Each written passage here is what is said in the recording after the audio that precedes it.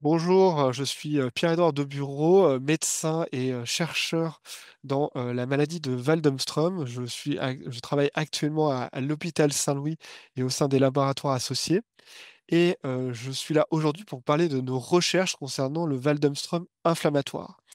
Cette entité a été récemment décrite par plusieurs équipes françaises et maintenant des équipes italiennes, néerlandaises, et on espère que ce sera le cas à l'échelon mondial prochainement. Et alors, quelle est cette forme inflammatoire? C'est une forme associée à l'élévation d'une protéine dans le sang, qu'on appelle la CRP. Et on a remarqué que les patients qui avaient cette élévation de la CRP avaient des caractéristiques particulières en termes de présentation clinique, avec par exemple une augmentation de la fréquence de l'anémie, et également ils avaient des réponses différentes au traitement. Les patients répondaient moins longtemps aux immunochimiothérapies, tels que le rituximab associé à la bendamustine ou à l'endoxan, mais ils avaient des réponses plus prolongées aux inhibiteurs de BTK comme l'ibrutinib ou le zanubrutinib. Et l'objectif de mes travaux de recherche, c'était d'essayer de comprendre d'où viennent ces différences entre les formes inflammatoires et non inflammatoires.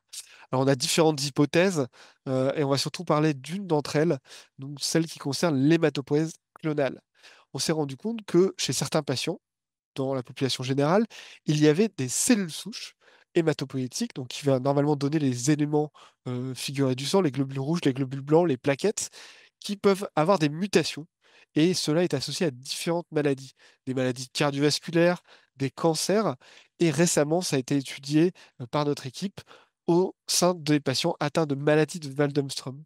Et on s'est rendu compte que les patients qui avaient une maladie de Waldenström inflammatoire avaient plus souvent cette hématopoïèse clonale et que cela avait potentiellement un rôle dans les différentes réponses qu'on a observées.